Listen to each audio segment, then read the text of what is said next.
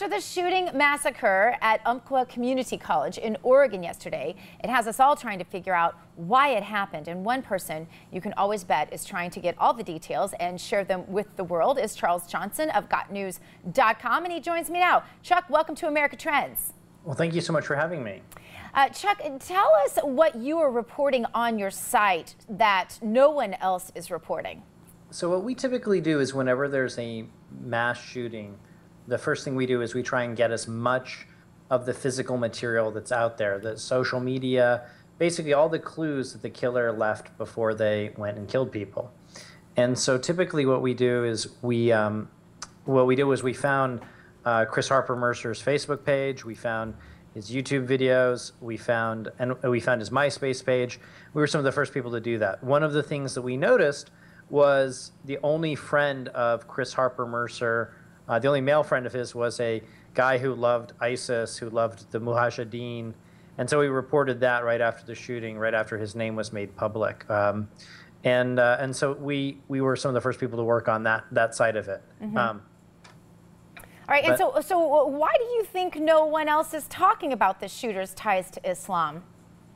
Well, partly it's because the media has decided that this guy who was, born in the United Kingdom, who's half black, they've decided that he's a white supremacist now because they're trying to push that narrative because, there's a lot of dislike among the media for white gun owners. And you're trying to use this to kind of push gun control. We see the same group, Everytown, which was funded by Michael Bloomberg, peddling the lie that there have been over 200 school shootings since Sandy Hook, which of course is not true. They include things like drive-bys on Saturdays, and they include things like suicides. But there's a real pressure right now to ban guns in the United States, and the media doesn't want us to talk about the other sides of it, like the Islamic question, or the fact that this guy himself, he was talking about his own mental health issues. I mean, here I have on his. We publish this on GotNews.com. People can see it for themselves. And this is a quote from the shooter.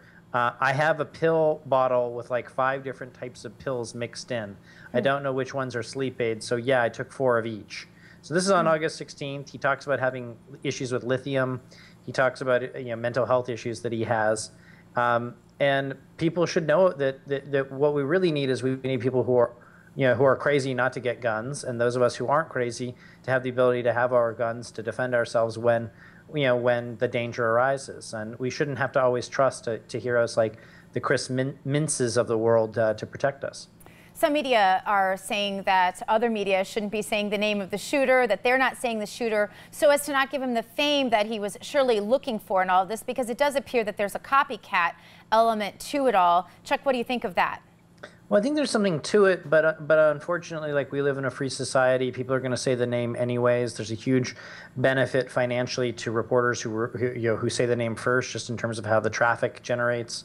And we live in an open society, and so one of the downfalls of an open society is, unfortunately, we have to say the names of the shooters, which in turn gives them a level of fame. Now, we're not doing what Rolling Stone did, which is putting the Tsarnaev brother on the front cover. Just saying somebody's name doesn't necessarily confer fame on them or infamy, but this is a problem, and we're going to continue to see this. We saw this earlier with the shooting in Virginia, where the killer, who was a black gay activist type, we saw that he basically posted the video online. And what's scary to me is that the media don't report on the social media stuff, clues that the killers leave behind. And when the companies like Facebook and others purge all of those clues the second they're discovered, they make it harder and harder for the public to ascertain why the killers did what they did. Mm-hmm. And I think that that's really scary. And so we try to basically beat them to the punch of purging all the information. And I understand that, but I want to get to one more question before, sure. Because one of my viewers asked me to ask you, where do you draw that line? I know that you published, for example, the phone number of the 14-year-old who made the Sure. clock. That was Ahmed Mohammed, and we remember that story trended up a week or two ago. And some people say, hey, isn't that stepping over the line, publishing a phone number of a 14-year-old? Can you tell us where that Sure. line is and how you distinguish that? Sure. So, first of all, the number was disconnected, and I wanted to actually see how many of the critics of mine would immediately rush to saying that I attacked a 14-year-old. I knew the number was already disconnected because I already tried it to try and talk to him. But a lot of the time, the media doesn't ask the appropriate questions of both the people who will become instantly famous through basically lying to the media.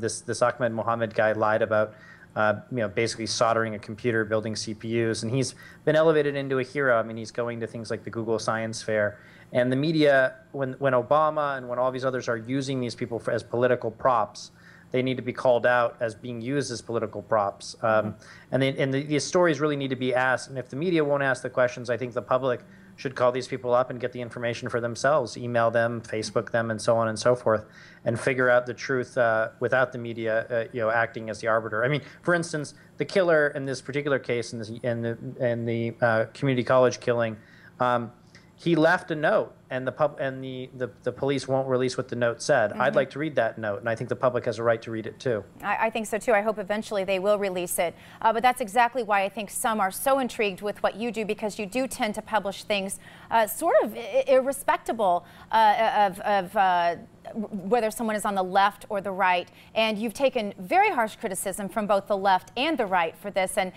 today, when someone tweeted that you were controversial to the left, some people on the right fired back saying, well, no, he's controversial on the right as well. You, in fact, have been banned from Twitter. Do you count this as a notch in your belt, Chuck? What's the ultimate goal here?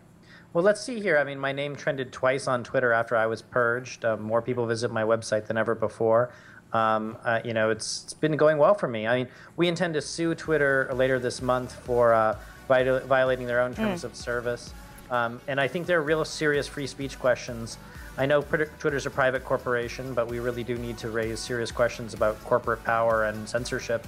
I got to let you go, unfortunately, because we are out of time, although I think I could easily keep you for another segment. Thank you for being with us. CharlesGotNews.com is his site. More America Trends coming up right after this.